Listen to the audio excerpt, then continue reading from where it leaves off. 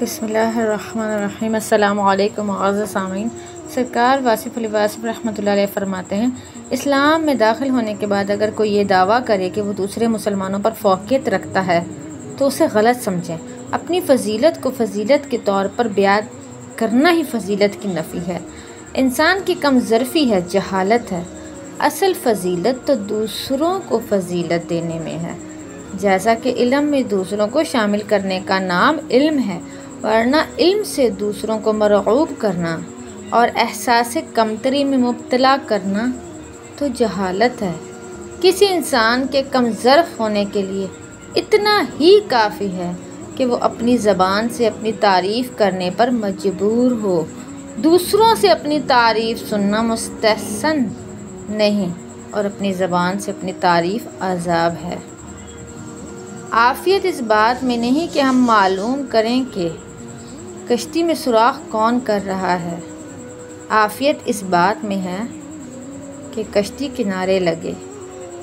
اب کسی نبی نے دنیا میں نہیں آنا، لہذا دین کی تبلیغ کی عظیم ذمہ داری ہم سب پر ہے۔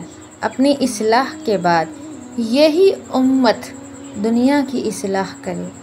جس نے لوگوں کو دین کے نام پر دھوکہ دیا، اس کی عاقبت مخدوش ہے، کیونکہ عاقبت دین سے ہے اور دین میں دھوکہ نہیں۔ اگر دھوکہ ہے تو دین نہیں۔ جو شخص اس لیے اپنی اصلاح کر رہا ہے کہ دنیا اس کی تعریف اور عزت کرے، اس کی اصلاح نہیں ہوگی۔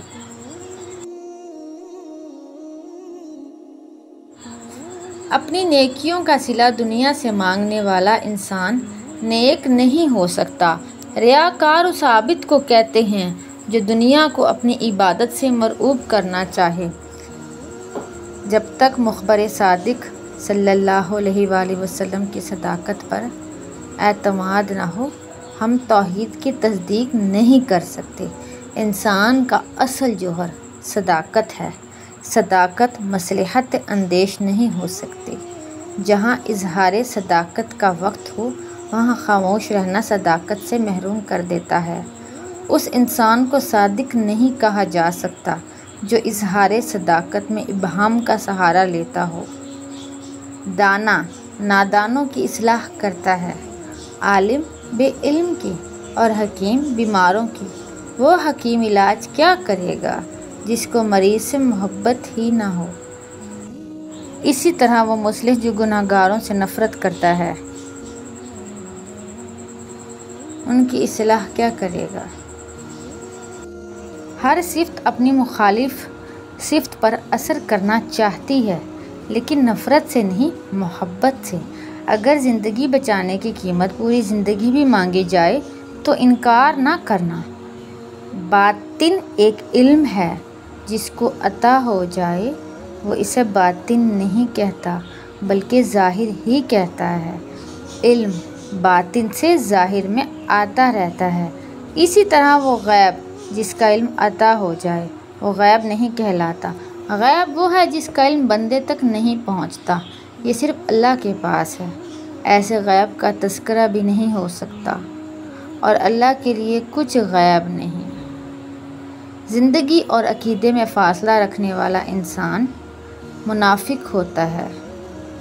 ایسا شخص نہ گناہ چھوڑتا ہے نہ عبادت۔ اللہ اس کی سماجی یا سیاسی ضرورت ہوتا ہے، دینی نہیں۔ ایسے آدمی کے لیے مایوسی اور قرب مسلسل کا عذاب ہے۔ غیر یقینی حالات پر تقریریں کرنے والے کتنے یقین سے اپنے مکانوں کی تعمیروں میں مصروف ہیں۔ ہم صرف زبان سے اللہ اللہ کہتے رہتے ہیں۔ اللہ لفظ نہیں، اللہ آواز نہیں، اللہ پکار نہیں، اللہ تو ذات ہے، مقدس و ماورا۔ اس ذات سے دل کا تعلق ہے، زبان کا نہیں۔ دل اللہ سے متعلق ہو جائے تو ہمارا سارا وجود دین کے سانچے میں ڈھل جانا لازمی ہے۔ میاں بیوی کو باغ و بہار کی طرح رہنا چاہیے۔ وہ باغ ہی کیا جو بہار سے بیگانہ ہو، اور وہ بہار ہی کیا جو باغ سے نہ گزرے، اور اس کے دم سے وہ اس کی وجہ سے اگر اللہ تعالیٰ رحمت کے جوش میں مخلوق کو معاف فرما دے تو کیا ہوگا؟ موت کا منظر مرنے کے بعد، کیا اللہ معاف کرنے پر قادر نہیں؟ انسان حادث ہے، اللہ قدیم۔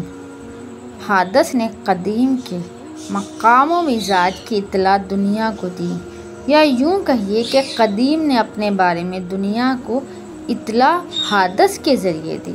حادث اور قدیم کسی مقام پر ایک دوسرے سے متعلق جاننا شروع کرتے ہیں، اس کا جاننا بہت مشکل ہے اور اس کا جاننا ہی بہت اہم اور ضروری ہے۔ پرانے بادشاہ ہاتھی کی سواری سے جلالی شاہی کا اظہار کرتے تھے۔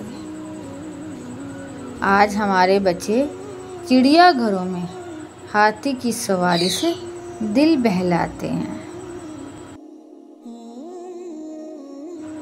سچے انسان کے لیے یہ کائنات عین حقیقت ہے اور جھوٹے کے لیے یہ کائنات حجاب حقیقت ہے۔